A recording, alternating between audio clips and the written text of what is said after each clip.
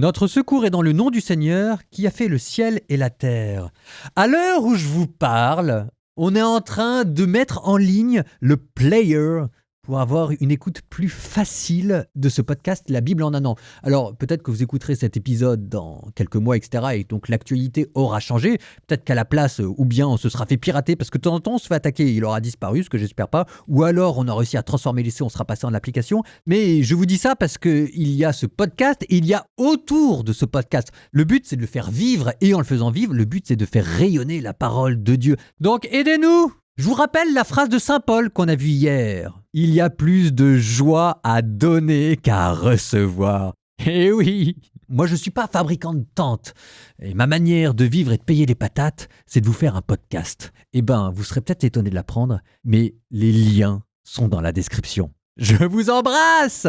Et on y va, on était dans la dernière partie de la vie de Saint Paul. Je vous avais parlé hier d'un changement d'ambiance. Paul est en train de se diriger vers Jérusalem. Il y a peut-être un parallèle entre Saint Paul qui se dirige vers Jérusalem parce qu'il a accompli un vœu et Jésus qui s'était rendu une dernière fois à Jérusalem pour accomplir sa mission. Mon Dieu, ce qu'il est lourd, ce qu'il est triste, ce chemin.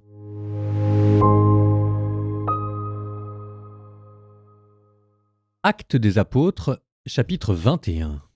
Alors, après nous être séparés d'eux, nous avons gagné le large et filé droit sur Kos, le lendemain sur Rhodes et de là sur Patara. Puis, ayant trouvé un bateau qui faisait la traversée vers la Phénicie, nous sommes montés à bord et nous avons gagné le large.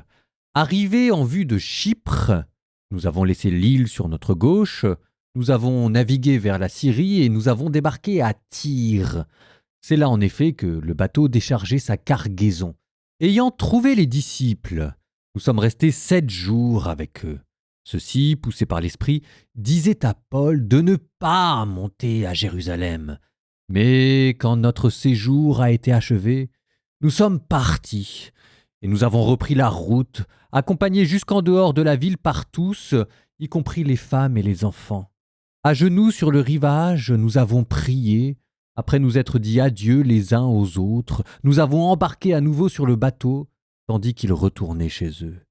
Quant à nous, achevant notre traversée, de Tyr nous sommes arrivés à Ptolémaïs. Ayant salué les frères, nous avons passé une journée chez eux. Partis le lendemain, nous sommes allés à Césarée. Nous sommes entrés dans la maison de Philippe, l'évangélisateur, qui était l'un des 7, et nous sommes restés chez lui. Il avait 4 filles non mariées qui prophétisaient. Comme nous restions là plusieurs jours, un prophète nommé Agabos descendit de Judée. Il vint vers nous, enleva la ceinture de Paul, se ligota les pieds et les mains et déclara « Voilà ce que dit l'Esprit Saint, l'homme à qui appartient cette ceinture, les Juifs le ligoteront de la sorte à Jérusalem et le livreront aux mains des nations. » Quand nous avons entendu cela, nous et les frères qui habitaient là, nous l'exhortions à ne pas monter à Jérusalem. Alors Paul répondit « Mais que faites-vous là, à pleurer et à me briser le cœur? Moi je suis prêt non seulement à me laisser ligoter, mais encore à mourir à Jérusalem pour le nom du Seigneur Jésus. » N'ayant pu le persuader, nous n'avons pas insisté et nous avons dit que la volonté du Seigneur soit faite. À la fin du séjour, nos préparatifs étant achevés, nous sommes montés à Jérusalem. Quelques disciples, venus avec nous de Césarée, nous conduisirent chez un certain Mnasson de Chypre, un disciple des premiers jours, pour que nous y recevions l'hospitalité. Les frères, à notre arrivée à Jérusalem, nous ont fait bon accueil. Le lendemain, Paul s'est rendu avec nous chez Jacques, où sont arrivés tous les anciens. Après les avoir salués, il leur expliqua en détail ce que Dieu avait fait parmi les nations à travers son ministère. L'ayant écouté, ils glorifiaient Dieu. Ils dirent à Paul « Tu vois, frère, combien de dizaines de milliers de Juifs sont devenus croyants et ils ont tous une ardeur jalouse pour la loi. Or, ils ont entendu ce que l'on colporte à ton sujet. Par ton enseignement, tu détournes de Moïse tous les Juifs des nations en leur disant de ne pas circoncire leurs enfants et de ne pas suivre les coutumes. Que faut-il donc faire? De toute façon, ils apprendront ton arrivée. Fais donc ce que nous allons te dire. Nous avons ici 4 hommes qui sont tenus par un vœu.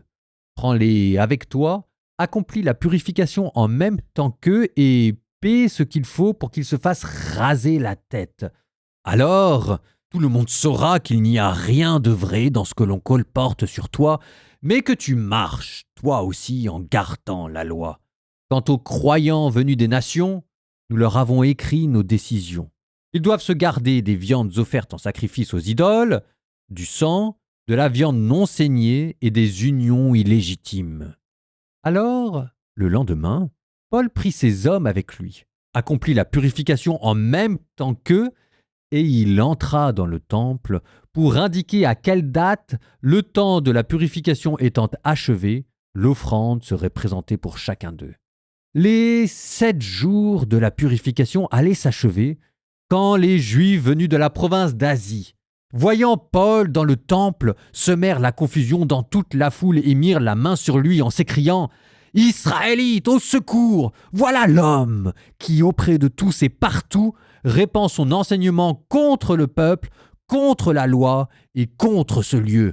Bien plus, il a aussi fait entrer des Grecs dans le temple, il a souillé ce lieu saint. » En effet, ils avaient vu auparavant Trophime d'Éphèse avec Paul dans la ville et ils pensaient que celui-ci l'avait introduit dans le temple. La ville tout entière s'agita. Le peuple accourut de toutes parts. On se saisit de Paul et on l'entraîna hors du temple, dont on ferma aussitôt les portes, tandis qu'on cherchait à le tuer. L'officier romain commandant la cohorte fut informé que tout Jérusalem était en pleine confusion. Il prit immédiatement avec lui des soldats et des centurions et descendit en courant vers la foule. À la vue du commandant et des soldats, on cessa de frapper Paul. Alors, le commandant s'approcha, se saisit de lui et ordonna de l'attacher avec 2 chaînes. Puis il demanda qui il était et ce qu'il avait fait.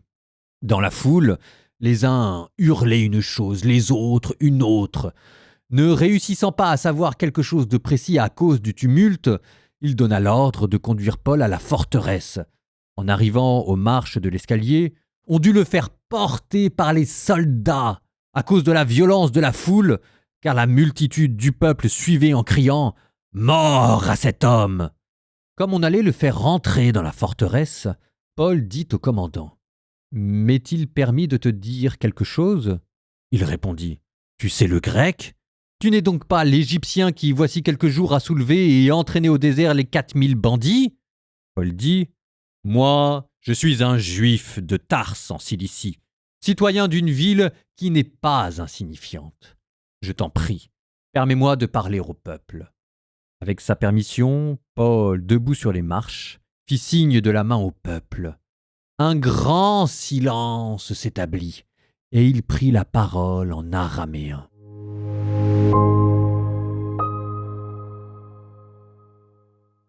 Paul, qui va à Jérusalem, qui sait ce qu'il attend? Comment est-ce qu'il sait? On ne sait pas, mais on se souvient de cette phrase qu'il dira plus tard. « Ce n'est plus moi qui vis, c'est le Christ qui vit en moi. » Paul est tellement configuré au Christ que lui aussi, à sa manière, est en train de revivre le chemin qui amenait Jésus à Jérusalem. Paul refuse de céder à la peur de la souffrance, et vous le voyez là, qui prend sa croix en bon disciple du Christ pour le suivre. Ce qui vous montre aussi que la forme ultime de la prédication, de l'évangélisation, c'est le don de sa vie. Paul est allé jusque-là. Alors c'est d'autant plus émouvant que manifestement tout le monde est au courant aussi, tout le monde le sait et tout le monde accompagne Saint Paul. On retrouve notre bon vieux prophète Agabus, qu'on avait déjà vu dans Actes des Apôtres chapitre 11, et qui là, dans un vieux geste prophétique, se lie les mains. On imagine la tête de Saint Paul, qui avait peut-être déjà du mal à se motiver lui-même, et qui n'en demandait pas tant. Enfin, tout le monde devait pleurer, et Paul, à chaque fois, qui est obligé de reconvaincre et de se remettre en route. Mon Dieu, c'est déjà assez pénible, mais c'est pas seulement Paul qui doit accepter de se mettre en route, c'est Paul qui doit aussi convaincre les autres de le laisser partir. On a vu Agabus, on voit aussi Philippe.